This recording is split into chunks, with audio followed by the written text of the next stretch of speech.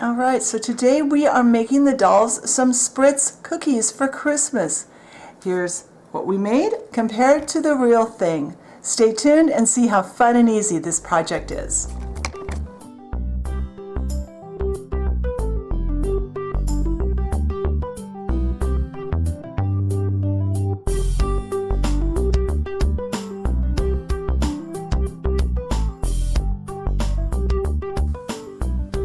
All right, the first thing we need to do is make our cookie dough. Just like when you make real cookies, you have to start with the cookie dough. So I have two clays here. I have a piece of original Sculpey, and I have a fairly small piece, in fact a really small piece, of a random yellow clay. I picked out kind of a brightish yellow. This one, unfortunately, I know it's Sculpey, a Sculpey 3. I don't know the exact color, because the label is missing on the package. It's a really old piece. But I am going to turn the camera off and get this mixed together. It won't take too long, but I don't want to make you sit through that. I'm going to get this all mixed together until there's no more yellow streaks, until it's all one color. And when that happens, I'll come back and we can start forming our cookies. All right, here is our pale yellow clay. It's mainly, I just don't want a stark white, and I don't want a yellow. I want it kind of a creamy color. This is an example of the cookie we are making. I whipped up some of these the other day. I decided to do these for the dolls because when my kids were growing up, these are spritz, and I actually, when I bake them, real ones, I use my grandmother's recipe. It's a recipe that my mom, my grandmother, and I think my great-grandmother made. They're just a traditional Christmas cookie in our house, and they're always the ones that my kids loved the most, and they were the first ones to be made. So I thought that's a good place to start doing some Christmas stuff for the dolls this year. So they're a relatively small cookie, and we didn't decorate this shape with any kind of sprinkles. Some of the other shapes we would put sprinkles on or colored sugar on. I decided for simplicity's sake this year for the dolls, we're just going to make plain ones. And they're not going to be a perfect replication. They're going to be close. I tried to make this as easy as I could so all of you can make these for your dolls and your dolls can enjoy them for the season. So as we can see, it's a really small cookie. They've got the flower shape. So let's get started. First thing we're going to do is we're going to roll our clay into a snake. And that snake needs to be at this point about 3/8 of an inch in diameter, which it is now. Got it a little skinny in some places, so I'm going to kind of get it here so it's a more consistent size. I'm going to find one of my rulers. I have 4 rulers on my table, and I don't see any of them. I guess I'll use this one. I'm going to cut off the ends that are a little bit on the rounded side, part there, because that's going to be hard to measure and get it right. So now what I'm going to do is I'm going to cut my first piece, and what I want to cut about 3/8. Now 3/8 is halfway between a 1/4 inch and a 1/2 inch. If your fractions eluded you there on that one. I know a lot of people have trouble with that. If you can keep one stuck on the blade, you can easily cut the rest of your cookies. So I'm going to cut this. I'm going to get my stuff together to form the cookies, and then I'll be right back. All right, so those are all cut now. I actually quickly took a picture so that I could have lots of pictures in the blog post. I'm going to try and stop the video multiple times and take lots of pictures today so that when you guys go to make these, you can refer back to the blog post for photos of each step. That's kind of my goal. So I'm going to stop and start a lot in the video today. These are all really simple steps, but I think if you have the visual to remember what I did, it will help you. So we're just rolling these into balls. And our goal is to get 3/8 inch balls, in case you haven't figured that out. That gives us a good size to start with. I'm going to work one at a time on camera, and then I'll do the rest off camera.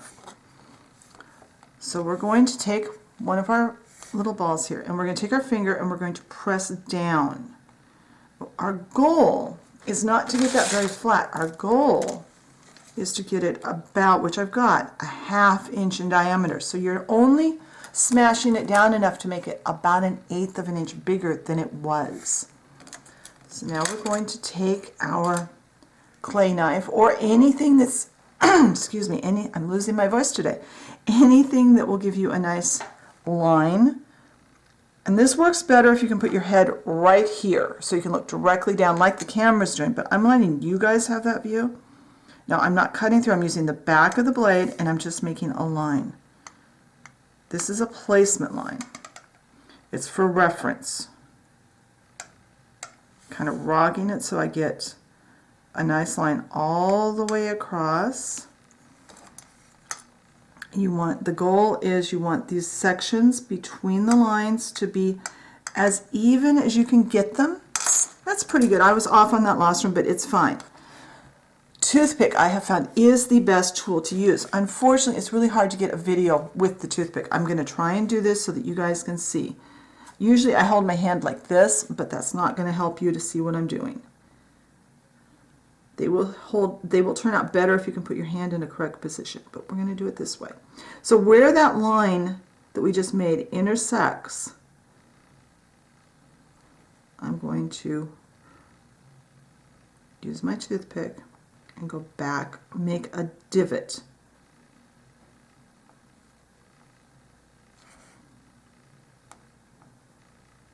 And then we're going to get out the cookie again, and we're going to compare what I've done so you can kind of see. If it starts to move, put your finger on top of it or to the side, whichever is working better at that moment. All right, now I've gone in on each of those lines. See, we're starting to form this shape. We're not going to be a perfect shape, but we're going to get it as close as we can. Now we're going to take the end of our toothpick, right where all those lines meet. We're going to make a hole. And now we're going to kind of draw the toothpick out along that line that you made. Again, we don't want to go too deep. I'm going to try using a skewer because this is longer. I can keep my fingers back a little more. If you saw the post on the Facebook group last week, this was supposed to be last week's video. This is my 4th time filming this. So something happened every time I tried to film last week. So, and just use your fingers to wipe any excess because you'll probably get a little ball of clay. Just wipe that off your skewer or your toothpick. I like the toothpick for that first part because it is a little bit a better shape.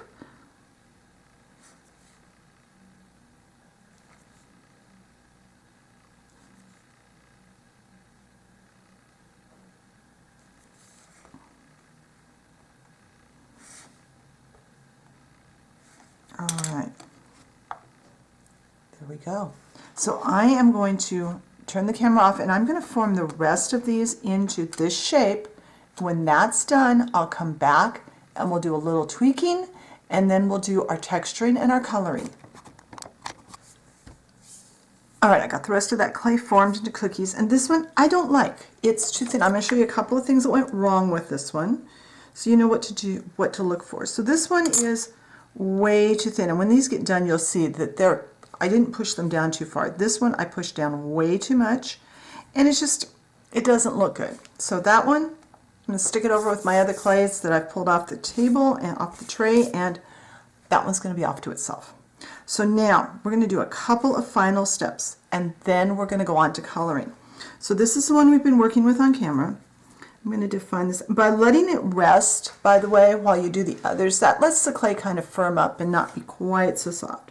So I like this one overall. It's got good definition of the petals. It's standing up nicely. I want to fix the center. And we're going to use chalk in just a minute, so I've got my chalk brush here. And this one has a nice rounded end. I'm going to use that in the center to just kind of round. That kind of rounds those tops on the center so that it's not such a harsh hole like we got from this. then redefine any of these that you need to, and that's all we need to do there. Now I am going to pick up all of these really quickly, and I'm going to move them off to the side so they're not in the way and that nothing bad happens to anybody that I've worked with. All my cookies. I did most of the clay I mixed. I've got a little bit left I may or may not do again. All right, I'm going to put this one over here off to the side. We're going to prepare our chalk. We're just using artist chalk like I do with making breads or any number of things.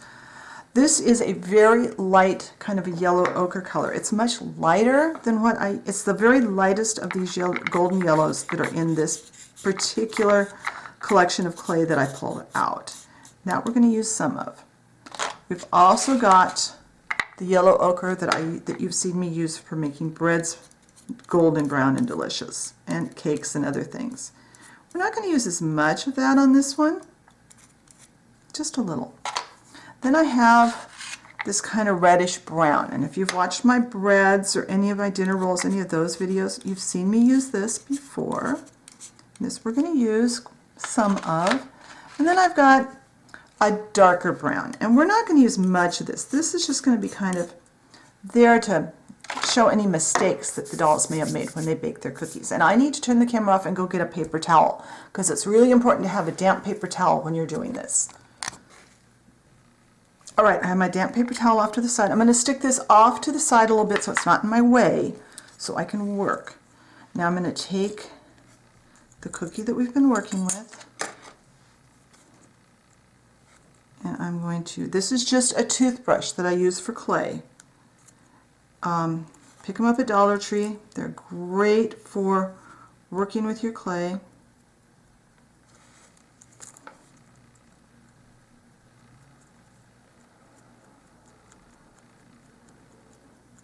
We're just adding a little texture to the top. You're not going to notice it a lot until you start putting chalk on, and then it's going to really highlight. I'll do the rest of the cookies off camera, but I've got that one that far, so let's bring this over. We're going to use two brushes for our chalk. Our one that we normally use, which is a nice fluffy eyeshadow brush. Then I have this one from Wet n Wild. I think it's an eyeliner brush, and I like this for the bottom, so I'll show you how that works. So we're going to turn this over. It's just got a tiny bit of texture. Now, wipe your brush between colors on your hand. So the darker of the two yellow ochres. I'm just going to lightly brush on the bottom. If you're going to glue your cookies down, you don't have to do this step, but the rest of the steps we'll want to do. Now, this eyeliner brush, that reddish brown, we're going to hit, the more I try to concentrate, the more my hand shakes. Great.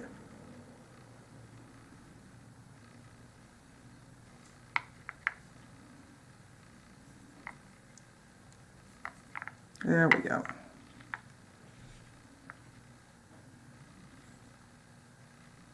We're just hitting that rim around the bottom of the cookie, kind of where the edge of the cookie would be, where it starts to come up. You don't want much. You just want just a little tiny bit. And brush that off on your hand. Take a little bit of the dark brown and just highlight a couple of spots. Too much of that dark brown, it's going to look like your dolls burnt their cookies. And I managed to get some of that on the top of the reddish brown. You don't want to do that. That happened because I was trying to put this where you could see it and I wasn't holding it correctly. Now, just a very light amount of that light yellow ochre. Hold your cookie firm. Don't put too much on. You want just dip it in and then dip it in and knock most of it off. You're just barely, I would say, kissing the top of it with that. All right, I am going to turn the camera off. I'm going to finish the rest of these up. Then I'm going to put them in the oven at 275 for 10 minutes, and when they're baked, I will come back and show you how they look. All right, here are our cookies, all fresh out of the oven. And I love how they turn out. No, they're not perfect, but they definitely give you the impression. I mean, you can tell, I think, that that is the same cookie. One thing I forgot to mention when I was doing this, I also go around that little hole on the bottom, the little hole in the middle with the reddish brown. I forgot to mention that when I was doing that, but I love how these turned out. I hope you do too. If you liked today's video, be sure and push the like button, leave me a comment, especially if you have some more things you'd like to see, especially between now and Christmas, any Christmas goodies you'd like to see made on the channel. Let me know either in the comments here or on Facebook or as a comment to the blog.